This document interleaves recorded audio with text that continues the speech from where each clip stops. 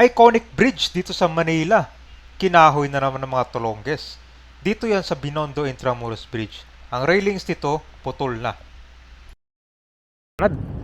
Dito ka guys, palala lang na. No diving, no jumping dito. Yan, ang pupunta natin ngayon kabayan yung Binondo Intramuros Bridge. Grabe pala yung nangyari dyan, no? Marami nagtanong yan, puntahan doon natin kasi kinahoy na naman. Diba, after yung viewing platform, doon naman sa may railings na Binondo Intramuros Bridge. Grabe. Lupit nung paano nila na kahoy yan. Doon pa mismo sa kon talaga, iconic bridge.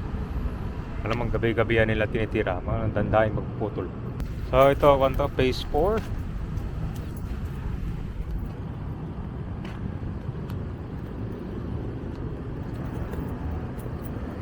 Maganda kasi may kiosk na rin dito malapit sa Manila Post Office. May mga food kiosk na rin.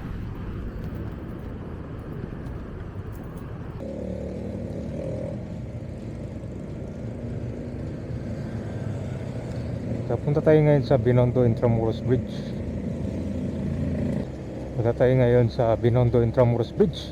So ito ba, natingnan natin yung kinahoy doon na railings.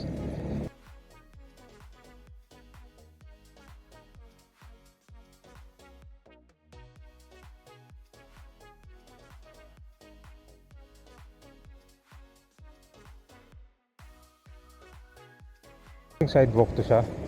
Pero hindi dito. Ito, bike lane to. Ngayon siguro pag 10 oras ng gabi saka sila tumitira, no? Kasi may mga outpost naman dito dati, pero hindi ganun kakon talaga. Yung 24/7 na babantayan, no? Kaya hanapin natin, ito yun, no? Yan yung isa sa mga railings na kinahoy. Mukhang nasa kabila yata. Ito kasi kitang kita sa kabila nga. Ayun, no? Sa kabila pala yung kinahoy, grabe. Nakilo na.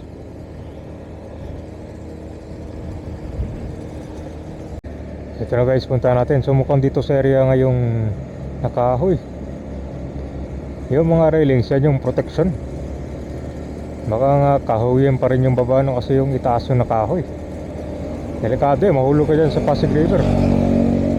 Kaya nga nilagyan yun para protection.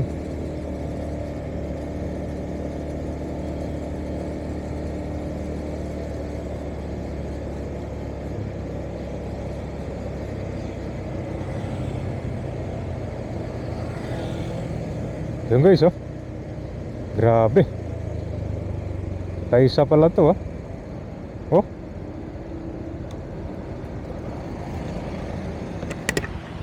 Ayan, grabe yung kinahoy, mukhang daan-daan to nila pinutol. Ayan guys, kitang-kita mo dito, ang galing ng pagkaputol, no? Mukhang daan-daan to nila pinutol hanggang matanggal. Ayan, dito hindi pantay, parang nilagari, yari na. Ito yung kikilo nila guys, mukhang minamadali ito kasi tinan mo, hindi putol pa kapatay, hindi pa kaputol. Yan, so unting-unting ko yan. Magulat ka lang, next week wala na rin to dito. Bukod sa pinutol, puno rin ng mga bandal. Yung mga sulat-sulat dito, yan, parang ginagawa nilang Tinder. Daming sulat. May nakita kasi ako dito may isang railing din. Parang na siya. May mga ba? Hiwa. Tumagal kasing kilo nito.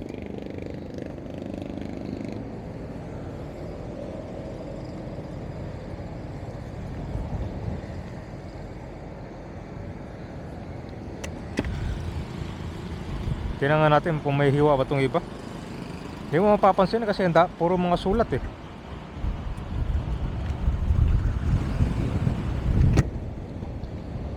Madali lang siyang putulin. Kung may, pwede kasi sila magdala ng kon dito eh. Yung grinder. Kababa lang, putol agad.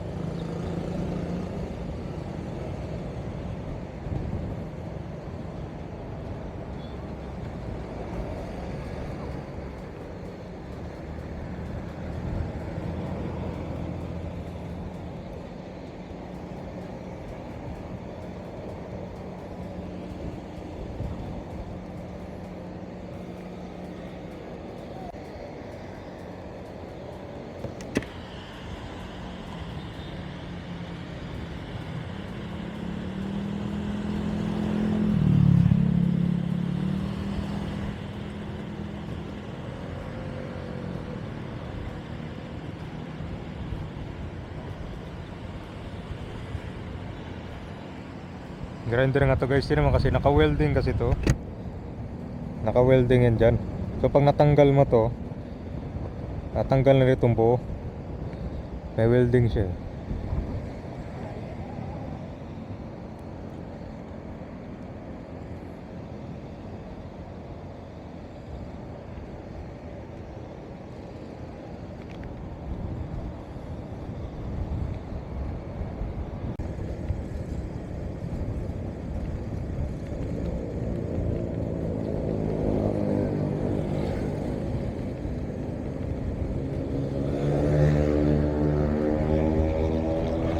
Yan, dito buo pa naman yung mga railings, oh. Pero abangan natin.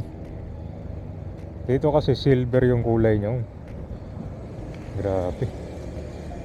Muting-muting nakakalbo yung ano. Yung pinapaganda ito sa Intramuros, Manila.